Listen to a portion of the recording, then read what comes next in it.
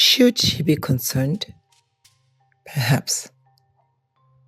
But Mama Africa walks the edges of the imperfect circle, the one her 55 children were meant to sit in. They fidget, they shuffle. Some lean out, others pull away. Still, she does not scold. She watches, then waits. Before she speaks, she wants them to remember what it means to be part of something whole. She knew she had taught her children well. Mama Africa thought about all the talks around culture, the meaning behind our marriages, and the languages slipping away. Then she said, Ubuntu. The fidgeting continued. She said again, Ubuntu. No one was really paying attention. What was meant to be a circle now looked more like a scattered cluster, jagged, uneven, broken in places. But Mama Africa didn't scold. She didn't fix the shape. Instead, she said calmly, hold hands and do not let go until I am done. She realized that while a few of her children grasped it, many did not truly respect Ubuntu. Not out of defiance, but because they hadn't yet understood how essential it truly is.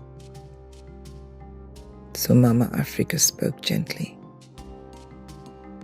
not to shame them, but to help them see.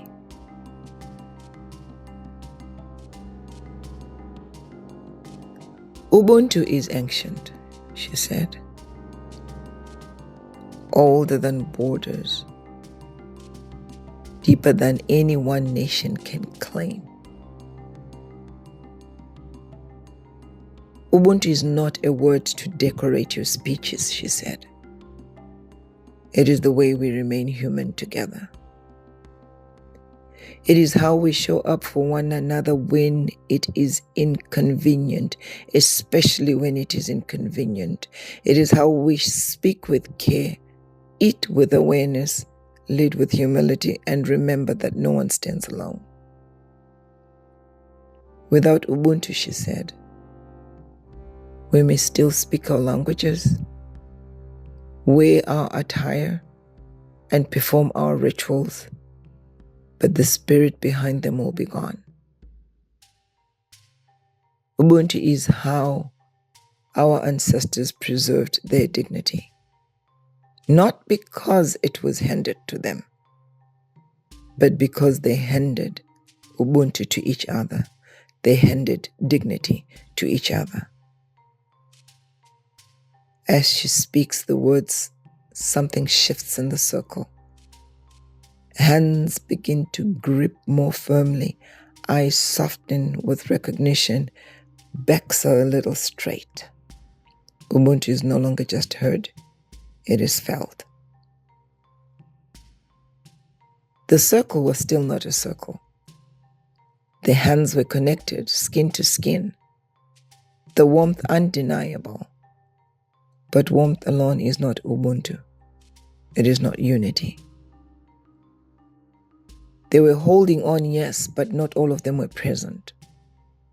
Some held on out of duty, others out of fear of letting go. A few squeezed tightly while others barely touched. And Mama Africa saw it all. You are touching, she said, but you're not together. Ubuntu exists so that no one will be forgotten, so that no child will grow alone without a village, so that no elder will be forgotten. It really means your life is tied to the lives around you. Ubuntu says, let me be human through your humanity. But until all of my children understand Ubuntu, and Ubuntu lives in your spirit, not just your words, you'll keep mimicking culture instead of embodying it. This is Being African Storytime with Mama Africa. That voice you heard, that's the voice many of us have been ignoring for too long. And at Being African, we are finally listening and acting. So please join us. We are building a global community and passing on a legacy worth remembering. Thank you.